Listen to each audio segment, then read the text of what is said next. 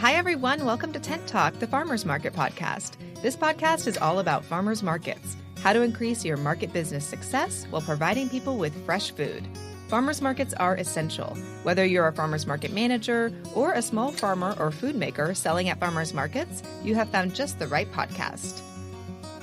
This week, we're chatting with Kristin Eggen, market manager at the Decorah Farmers Market in northeastern Iowa and former farmers market musician, about music at markets.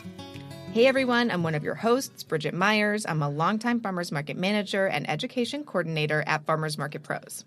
And I'm Kat Fields-White, Director of San Diego Markets, still an active Farmers Market Manager, consultant, founder of Farmers Market Pros, and host of the Farmers Market Pros community. That's a long one. Yeah. You got a lot of duties.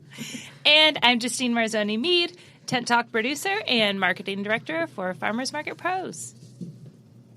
Today's episode of Tent Talk, the Farmers Market podcast, is supported by Square, helping small farmers, food makers, crafters, and market managers increase their incomes by making it easy to process credit and debit card sales on the street and in the tents.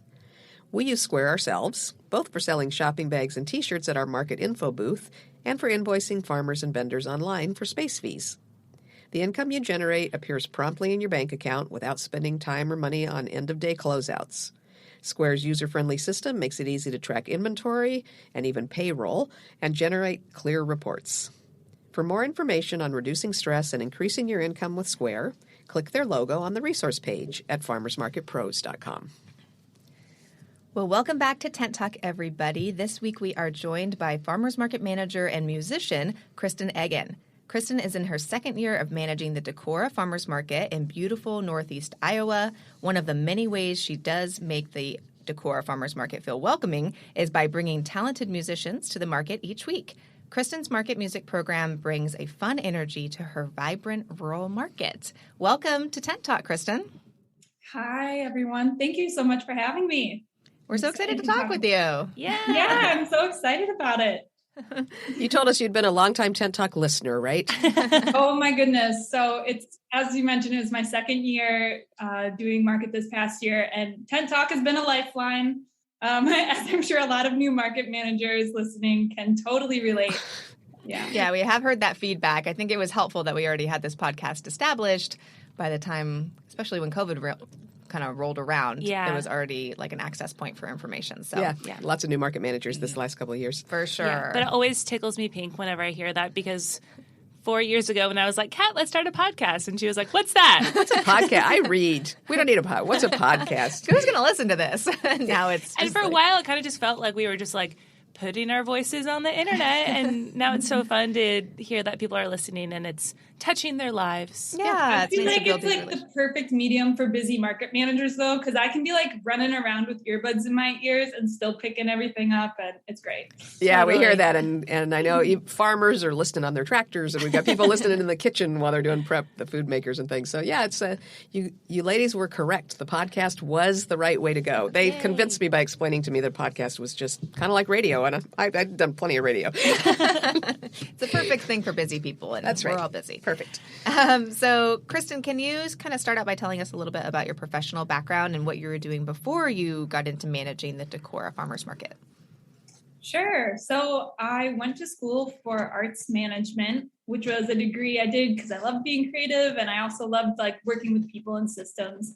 And so that was more or less a nonprofit management degree. And it was also during my time at school that I really got interested in sustainability issues, and in particular, the way that they connect to our plate and what we eat.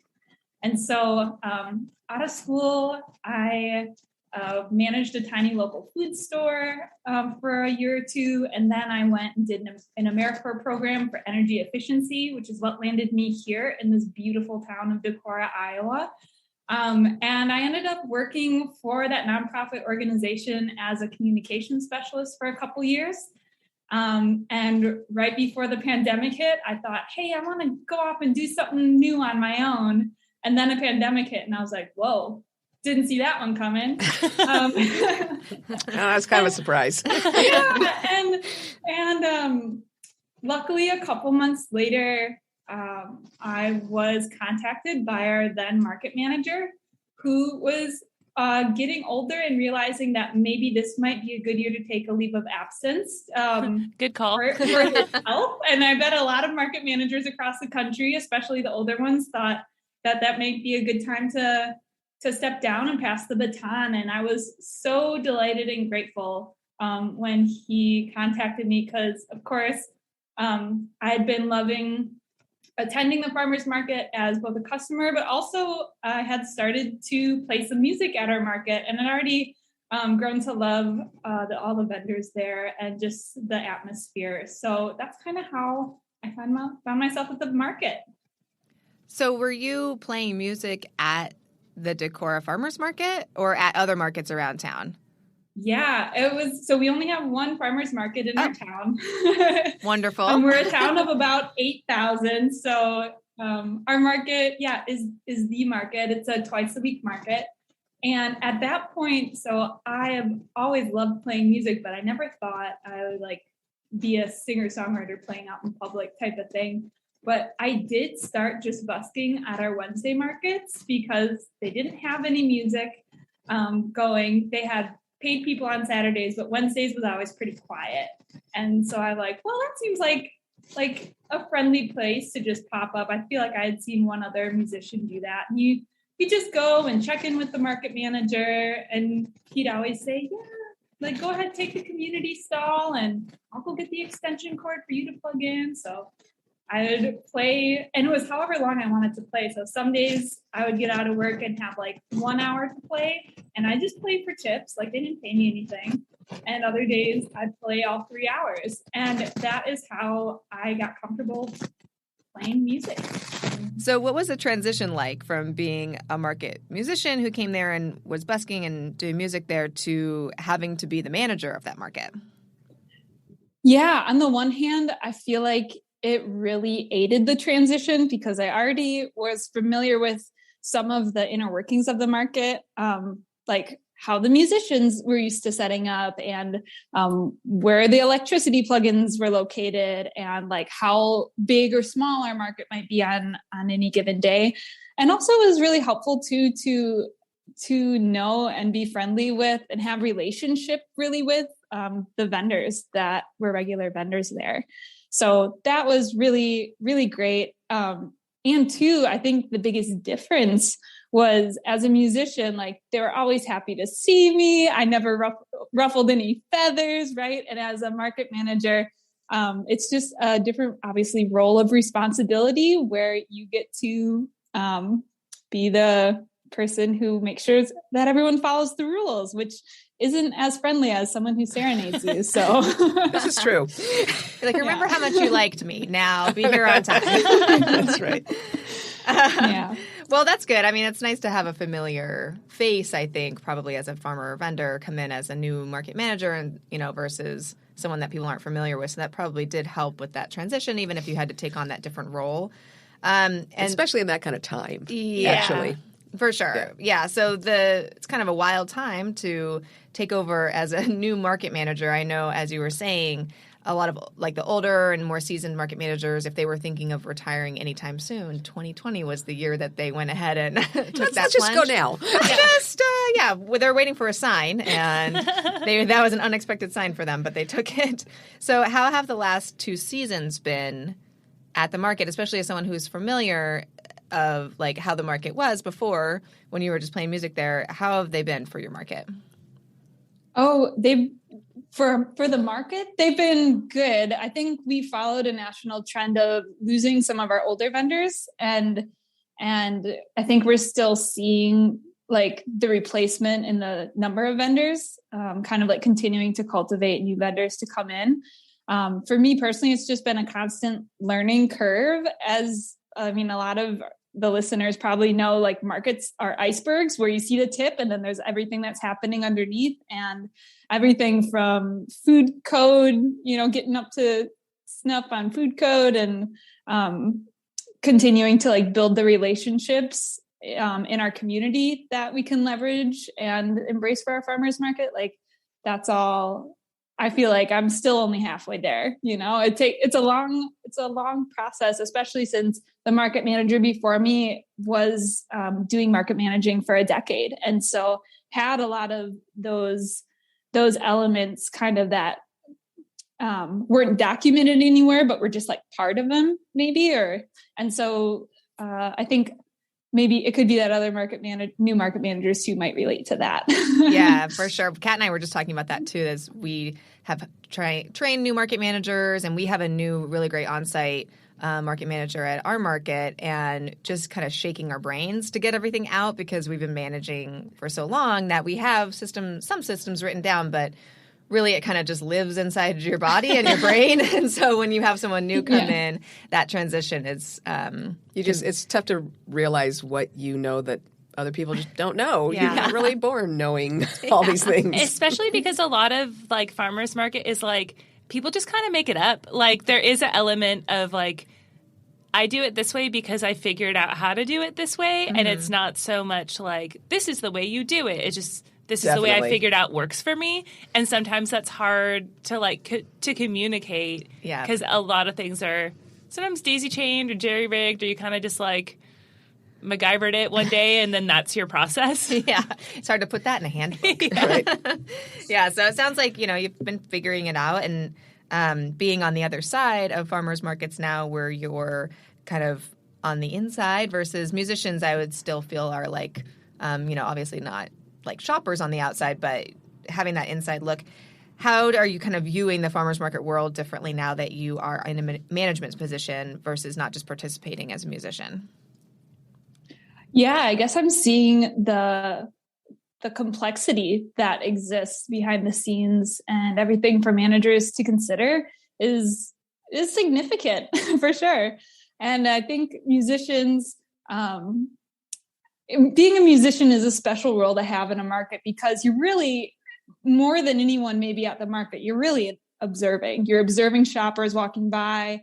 You're like there when vendors are setting up and taking down. You're watching the market manager, who's like your point of contact, right? So like you notice them as they're like walking past you 17 times during the market, like rushing to and fro.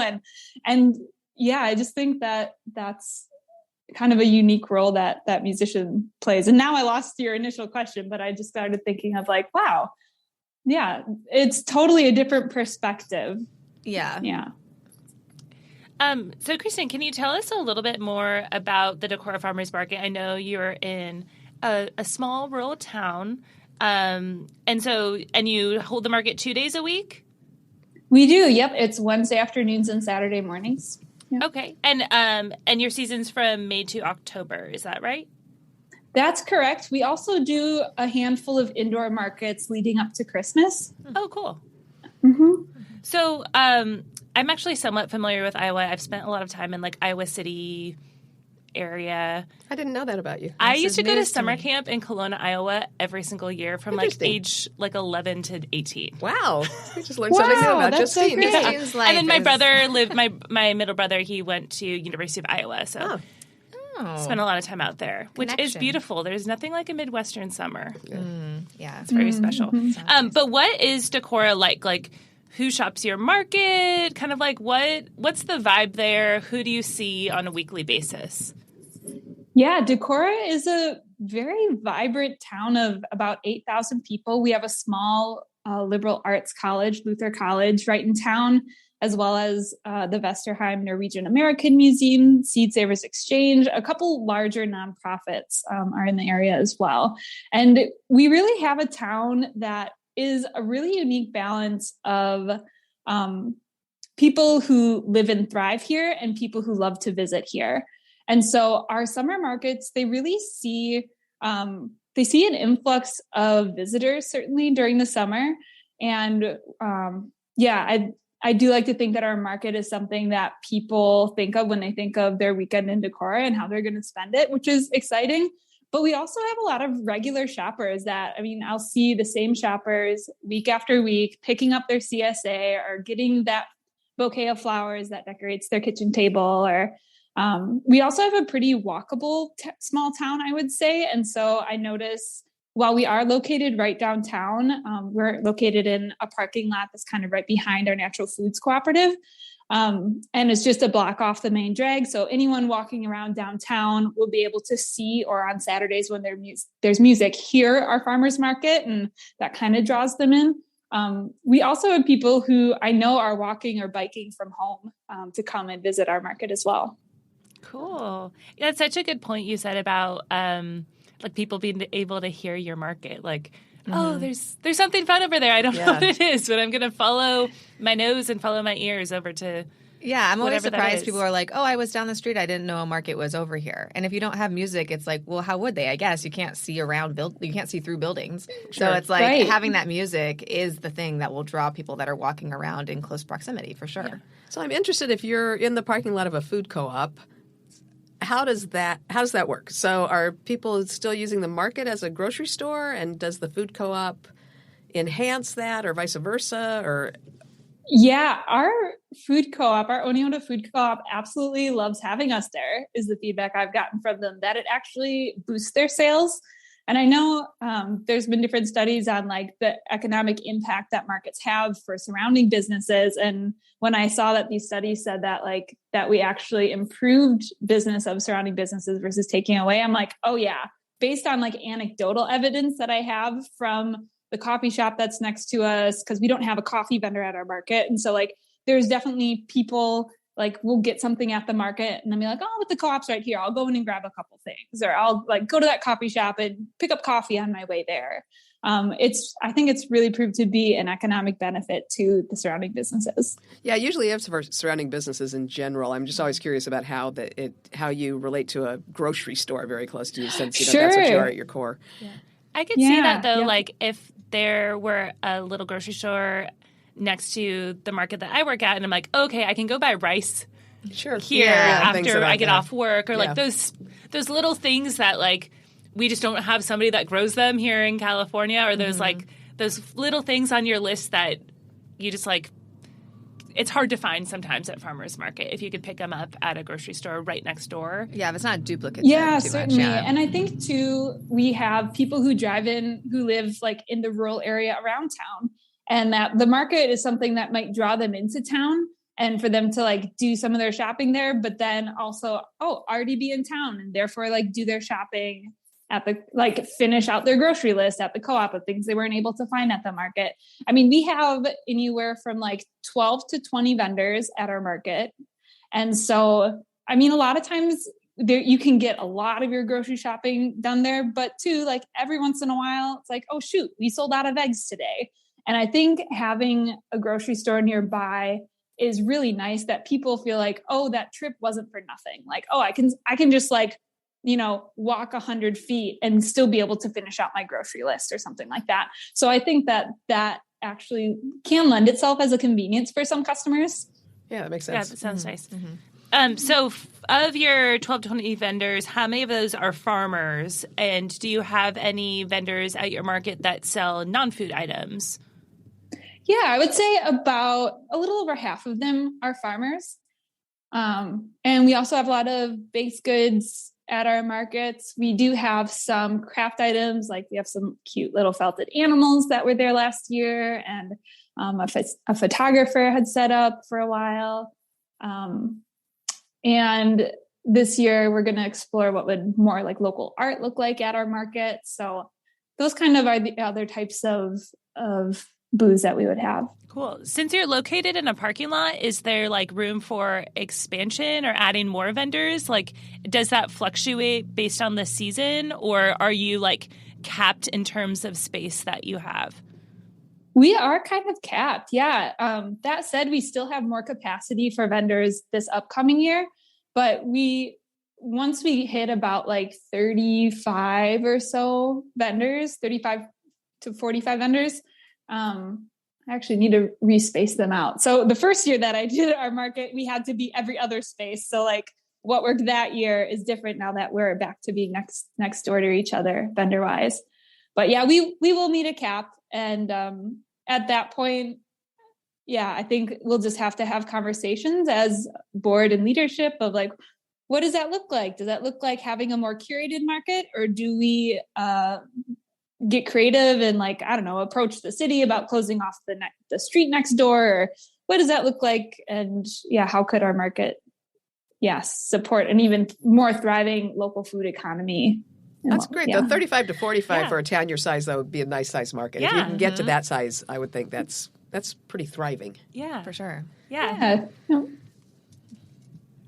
And is it just, Kristin, do you have a team or other market employees, or are you the gal? I am the sole gal at the farmers market. That said, starting last year, I started training in one person who would be my sub when I'm gone, which I've learned is just my total lifesaver during market season, of being able to have one go-to sub who the vendors are familiar with, and who I could plan ahead as far as, like, say I have a wedding to go to or something that I can't miss. And so, I do have one. I just call her my assistant, even though she only works, 1 day a week, or 1 day a month, or so.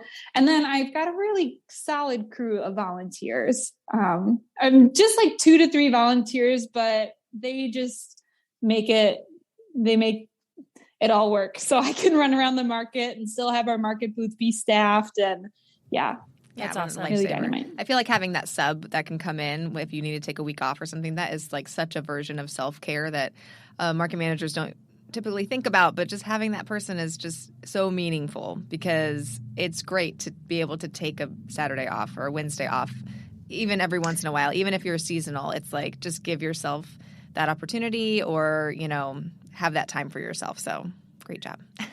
I realized after my first year that it wouldn't be sustainable for me to continue if I didn't have that. Yeah. It's good to realize that early on in your market manager career. Sometimes it takes managers a long time to figure that out. So how many years did I go before I took a day off? Oh, too many. It's way too many. Too many. Way back in the day. Mm-hmm. So now that you're booking music rather than playing music, I mean, if a musician doesn't show up, do you jump in there and play? Has that ever happened? No. Actually, I'm embarrassed to say it, but yes, that has happened. I've been like, that's cool. Well, you're like, I got this. I'm going to run home, grab my amp. By the time I am finishing doing my initial rounds, I can play for an hour and a half and then break and do the rest of it. Awesome. Perfect. I love that. So that said, I wouldn't recommend that to any musician turned managers out there. It's a little crazy making. Yeah. That seems like it'd be a lot. I was at a wedding once where I was the caterer and the matron of honor. It wasn't a good idea. So sometimes you kind of overbook for that sure. Double duty. Yeah. So do you book musicians for each market for both the Wednesday and the Saturday? Are you scheduling them and you know who's going to be there and ready for them? I schedule musicians for our Saturday markets only. Our Wednesday markets do not have musicians at them. That said, every once in a blue moon, we'll have a musician ask if they can busk. And typically I know all markets approach busking differently, but for our Wednesday markets, they're a real positive thing. Again, we get that like kind of auditory marketing of just like creating sound at the market helps remind people that it's there, because our midday markets or midweek markets, are definitely less attended than our weekend market. And so anything that adds to the experience and helps create that ambiance of markets seems to aid people in both finding our market and lingering there and maybe, purchasing a couple extra things, which is nice too. Yeah. Sure. I think we love buskers, and I think a lot of market managers do. I do see managers move from just allowing buskers to scheduling music, usually as a defensive mechanism. So if you're, when you're just letting people busk, you don't have any control over who's showing up. And I know we have a market manager that we talked to once that said, I have to schedule musicians because otherwise I will have drummers there beating on the bottom of pickle buckets every week, and that gets old. So, scheduling music lets you maybe set the tone a little bit better. So what do you look for? I agree. Yeah, for sure. When you're booking a musician for your market, are you looking for a certain skill level or a genre of music or somebody with a local following that's going to bring people to the market? What's your criteria when you're looking for people? Family-friendly music is, of course, a really important thing to be considering. And I've never had an issue with that, but I do consider that if I'm recommended a new musician or if someone new that I don't know contacts me, just to get a little bit of a feel of what type of music they play and that it is like a positive vibe for our market.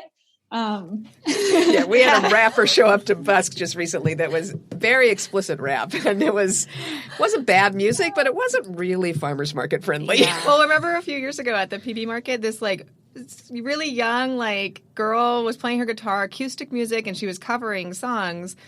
And I didn't realize that she was covering rap songs acoustically. And a mom came over and was like, "That girl is singing about SEX. Yes. gangster rap topics." I'm like, "No, she's not." I'm like, "She's just playing her guitar." And I went over and I was like, "Oh my God." Talking about being in the club and taking off things. And I was like, "Okay, there's kids here." I'm like, "Can you cover someone else, please?" Oh, goodness. So yes, family friendly is We key. get that. Yeah, we get sure. that. Family friendly, totally important. And as far as skill level, I think we welcome a lot of different skill levels to our market at this point. Part of it is we're in a rural area. There's only so many musicians around. And I don't mean to say that there aren't enough musicians, because we do have a lot of talented people in and around our community.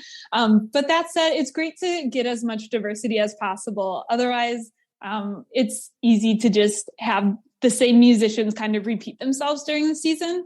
And so something I'm looking forward to doing this year is to actually be a little bit more in conversations with area breweries and coffee shops that host musicians, so we can kind of, recommend other musicians to each other and overall be able to support the local music scene in that way. Oh, that's a really good idea. I was going to ask, do musicians usually come to you, or do you have a system for recruiting and hunting down new musicians? Typically they do come to me, though I have been reaching out to our local college. I started doing that last year just to say, because they're a big music school and, have jazz groups and whatnot that do play there. And so I just reach out just to say, hey, just so you know, this is the opportunity that exists at your local farmers market. If you'd like to learn more, be interested, contact me. And we've had some wonderful jazz trios or just independent student projects that have contacted me and that have been repeat market musicians because of it. It's been really great. Yeah, it's awesome. I will say that we've had conversations with other managers on the podcast, actually, talking about diversity in the market. And they pointed out that, if you want a more diverse audience, those aren't necessarily the folks that want to come out and hear jazz.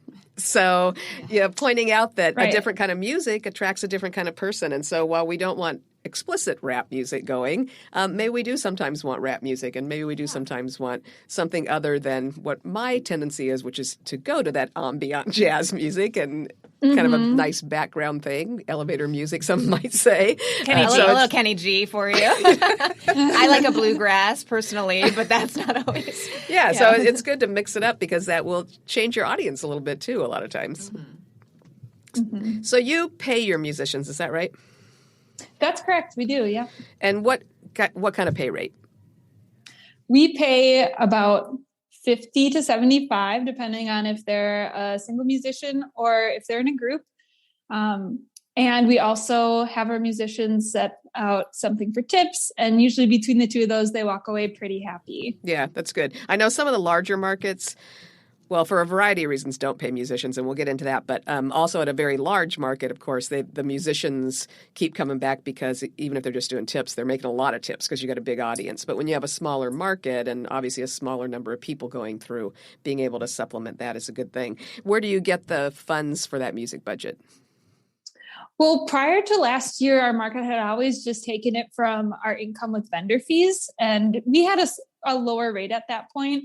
But starting last year, and just with one of our board members as a musician, and from me being a musician, we realized we really need to up that just to be fair in what we're offering our musicians. Because if we don't too, there's a risk that musicians won't want to play for us anymore if they're not getting something, if it's not worth their while. So now let's see. Do you get do you have sponsors, or do you look for other sources of funds other than just vendor fees to pay them? I'm like, where were we going? Yeah, we started getting sponsors last year, area companies, or even individuals. We just put out on social media, like, hey, want to sponsor music at the market? Contact us. And we even had one of our vendors sponsor for a month, and a regular market customer like sponsored for a month. And the way that we recognize our vendors is by doing shout outs on social media with them, but also we have a Music at the Market sign where it says like who customers are listening to. We write the name of the group and sponsored by, and then the name of the company. So companies do get that visibility at our market. And I think that is one of the perks in being in a place that's so high traffic. Right. How do you structure the way you hire musicians? So are they a business entity that's invoicing you? And if not, how do you avoid setting up like an employee relationship in terms of labor laws and things? Yeah, we're a small enough market that most of our musicians just kind of, I guess on don't the worry Venmo. about that. And we haven't. Yeah, it's like they're like we pay them cash, and it's more of a gratitude payment than us like hiring for their services is kind of the vibe behind it. So we don't have any legal structures set up for our smaller rural market. Gotcha. And you require insurance certs for farmers and vendors and such, I think you told us, but not for musicians? Do they not have to? No, they do not. Okay. Need to have any insurance for us. Yeah. So those are some of the things that, especially larger markets or in a real urban area or in California where we're just litigious here. Sioux City. All that stuff has to be taken into account, which is why we purposely don't pay musicians to avoid establishing that employment relationship, which technically labor laws, if you're telling them when and where to be, that's an employment relationship if you're paying them. So it gets tricky. So so much tricky stuff when all we want to do is just listen to a little nice music and improve the atmosphere, right? Lots of music. And so how about ASCAP? Have you run into anything with that? Are you ASCAP licensed or relying on a nearby restaurant's ASCAP license or any of that? This time we're not, no. We've just been, again, like a small enough rural market where that hasn't come into the conversation yet. Yeah. Yeah, that's it. And that's, again, something that I think we've seen a lot of markets post on our private Facebook group for Farmers Market Pros, or it's come up in conversations at conferences and things because ASCAP has been aggressive about going after, especially any kind of busy market. I think they take a look at what they think how deep your pockets might be, and that kind of informs how aggressive they're going to be in terms of asking you for music licensing. So that's something else that some markets have to consider when they look at whether they're hiring musicians or whether they're just providing some input to buskers on showing up but not promoting musicians and not creating that kind of defined, structured relationship between the market and musician, which would incline ASCAP to think that the market might be responsible for those licensing fees. Sad but true. Again, underneath the tip of that iceberg, there's so much happening. Yeah. There's so much. So many penguins paddling along. So as a musician, what do you think the market brought to you, or what do you think it brings to your musicians, and what do you think the musicians bring to the market? I think for musicians, and I say this with a special nod to emerging musicians, markets are one of the friendliest places that I have ever played. I mean, market attendees just are so grateful. The support from vendors that I've had has been incredible. And like you get the vibe at a farmer's market that they really want you to succeed and that you're part of this group of like what's going on. And although musicians are performing, it's not like a performer being on stage and everyone looking at you type of scenario. And you're really able to have with your musicians or with your listeners, like musicians can have this opportunity of getting that immediate feedback, like the way that we talk about vendors being able to get immediate feedback kind of on their products. Like musicians get that too when they play and are able to, see the reaction of someone who's 5 feet away, that they start like dancing, or that little kids really tend to like when they play this song. So maybe in the future, like when a kid walks by, you might switch to that song. Or it's those little nuanced things that help musicians become a better performer. And markets really are able to offer that and kind of like incubate performers in that way. It's a really exciting opportunity. Yeah, that's cool. It's kind of like how we always talk about, that's one of the best things about owning a business at the market is because you get that immediate feedback, and farmers markets are such great business incubators for small farmers and food makers. It kind of sounds like the same thing for musicians. For sure. So let me ask you this one last question about being a market manager and relating to musicians. Since you've been on both sides, Do you ever have an experience where the farmer or the nearby vendor is concerned about the volume of the music?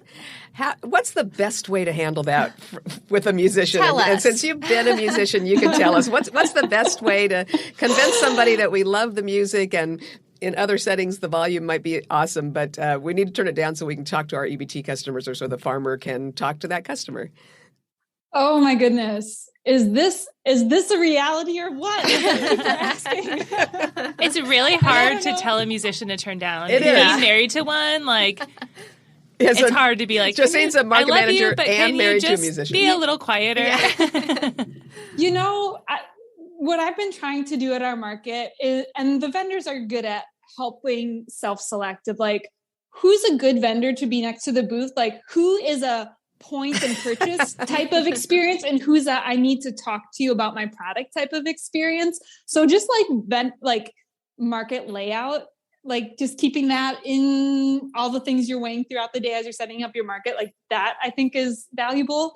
And two, I try with my musicians, after I welcome them and let them know, so during your first song, just look for me. I'm just going to be walking up and down the market to see how the sound sounds, and I might give you a little bit of feedback. And so I just kind of try to prep them ahead of time, especially if they're not experienced at playing at our market. Some of them have been doing it for a decade and they know the drill, but I just try to let them know, I'm going to be your ears out there, because you might not be able to tell how loud or soft you're coming through. That's great. So, and I think they find that helpful too, because they want to sound good, right? They don't want to be blasting anyone away or be too quiet. Well, some of them and don't. The guy at our market wants to okay. be blasting people away. He wants to blast everyone away. Yeah. But yeah, usually I think Fair they enough. want to sound good. And so they'll take that feedback. And that's a good tip, too, to give them a heads up beforehand. Because if they just got done playing a great song and then you come over and you're like, that was too loud, turn it down, that might kind of burst their little high that they have. It hurts their feelings. Yeah, it hurts their feelings. You get the same rejection stuff that you do as a vendor when somebody disses your sample, Yeah, and they can take it the wrong way, we didn't like it, as opposed to, hey, we're just going to check the sound because there's people that live around here, or there's vendors that need to talk to their customers and we just can't hear it. That's it. It's not your music. It's just the sound level. And that sounds like another one of the benefits of booking the musicians. There is a little bit more hey, this is our market and this is the way that we do things, and you have a little bit more jurisdiction with kind of being hey, can you turn it down just a little bit so we can hear our EBT versus customers? A busker. Versus a busker Right. who's I'm allowed to be here, you can't tell me what to do type of thing, which something about the last couple weeks, maybe it's the weather has warmed up a little bit and people are coming out of their winter shells. We've had a lot of very active buskers. Active's a nice word. Excited. Ambitious. And we're in a really dense urban downtown area, too. We are. So I'm sure it's different if you're in sounds like a beautiful rural area where your market is. People know each other. Yeah. It's hey, I know where you live. Right. If you don't quiet down, I'm telling your mom. Yeah. I'm going to come to your house in the middle of the night and bang pots and pans. So what would your advice be about a market manager that wants to start having music at their market if they don't already? Mm-hmm. Yeah, I would, make sure you have a good organizational system behind it. I will admit, just so other people out there can relate to this, even though I'm embarrassed by it, that I have double booked musicians and it has not felt good. And musicians really don't like it, which is totally understandable. And so just really making sure that you can take care of your musicians in that way. Having an electricity source can be really important, not only to some musicians and the way that they play music, but also so that music is loud enough, not too loud, but loud enough that it can be that auditory marketing for your market, that people notice, oh, there's music playing. What is that?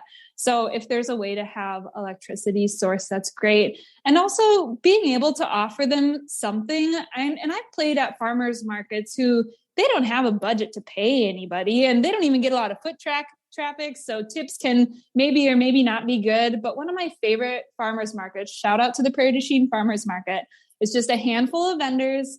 And all the vendors are just so grateful to have a musician that's willing to show up and play at their small market, that they just send you home with loads of groceries. And if I was to pay for all those groceries they sent me, that I would have that would have been like a whole grocery bill, like a whole week's worth of groceries. And it's this delicious, amazing, like best food you can find around, right? Because it's at a market.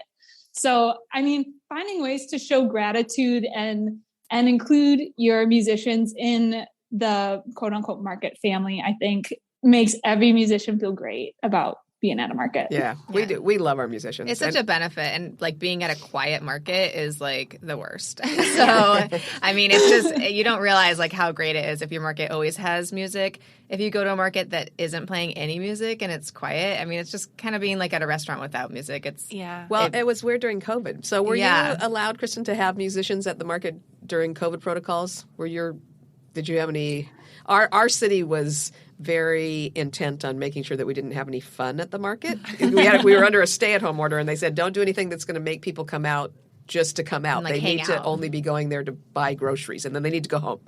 So don't come. If you're going to come, just buy groceries and leave. That was sort of the edict. So we couldn't have music. And that was an odd experience after being really conscientious about scheduling buskers and things for all those years to make sure that there was music on site. All of a sudden, it was very quiet.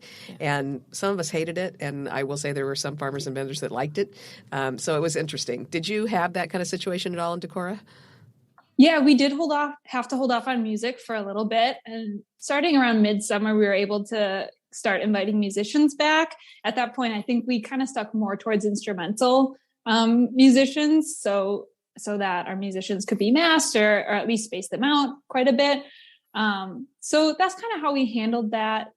Yeah. It was tough. Yeah. I know some of our vendors were like, oh, I can talk to my customers. And there was more talking that had to be done. Like we had to stand at all the entry points and explain all the rules. And if we had music playing, that would have been even harder than it already was, which was really difficult. But I feel like during a time when we all just really needed some nice music to lift our spirits, we couldn't have it there. So yeah, there's some pros and cons. So we're glad it's back. Yes, we're back, baby. It's back. Thank you for being a musician. Thank you for hiring musicians, Kristin. And thank you for being with us today on Tent Talk. Oh, the pleasure was mine. Thank you so much. Keep up the great work. Thank you. Thanks, Kristin. Have a good one. Yep. Thanks for listening today. And big thanks to Square for helping farmers market participants and managers increase the income and reduce the stress of farmers markets, and for supporting Intense, the farmers market conference. To sign up for easy credit card processing on-site at markets and simple invoicing back at your desk, just click the Square logo on the resource page at farmersmarketpros.com. Farmers markets are all about connection, and all of us, operators, farmers, and vendors, keep learning. Connect with people just like you from various parts of the country and share what's happening in your area in the terrific conversations over in our private Facebook group, the Farmers Market Pros Community. If you're actively involved in a farmers market, please find us there, answer the 3 qualifying questions, and join the group. You can also message us on Instagram at Farmers Market Pros or email us at connect@farmersmarketpros.com. If you're looking for further education, check out our online course offerings at farmersmarketpros.com. Thanks for listening to Tent Talk. Please leave us a review on iTunes, Stitcher, Spotify, YouTube, or wherever you access your podcasts, and tell us and others how you're enjoying Tent Talk. And be sure to subscribe to our podcast so you don't miss the next episode. Tent Talk, the Farmers Market podcast, is proudly produced by Farmers Market Pros, where passion meets profit. Today's episode was recorded and edited by Justine Marzoni-Mead. Original music by David Mead. Thank you so much for listening today, and we'll have another great episode next week, so tune in.